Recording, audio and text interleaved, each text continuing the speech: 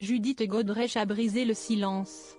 L'actrice, scénariste, réalisatrice et écrivaine de 51 ans a révélé, au cours du week-end des 6 et 7 janvier, avoir été sous l'emprise du réalisateur Benoît Jacot lorsqu'elle n'était encore qu'une adolescente. La comédienne, qui se trouve au cœur de l'actualité culturelle avec sa série d'autofiction Icon of French Cinema, diffusée depuis fin décembre sur Arte, a pris la parole sur Instagram. Au cours des derniers jours, un extrait du documentaire Les Ruses du désir, l'interdit de Gérard Millet, sorti en 2011, a été diffusé largement sur la toile. Le psychanalyste, dans ce passage, interroge Benoît Jacot sur sa relation avec Judith Godrèche, la jeune actrice qui était encore mineure lorsqu'elle s'est installée avec lui. Le réalisateur du film La Désenchantée, face à la caméra, n'a pas nié cette relation passée. Une fille comme elle, qui avait 15 ans et moi 40, en principe, je n'avais pas le droit. Mais ça, elle n'en avait rien à foutre, même elle, ça l'excitait beaucoup.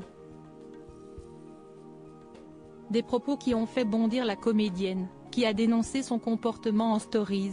Non, une fille comme elle avait 14 ans, et non, ça ne l'excitait pas.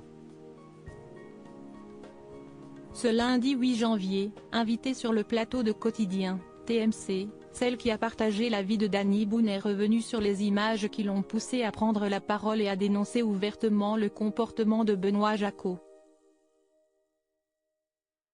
Ça m'a rendu malade, de le voir, comme ça, me transformer en objet, parler à ma place, de mon désir, c'était tellement violent, a-t-elle confié au micro de Yann Barthès. Je me suis mise à trembler de façon complètement compulsive. Mes enfants m'attendaient pour dîner, et je ne pouvais pas sortir de ma chambre. J'ai vomi.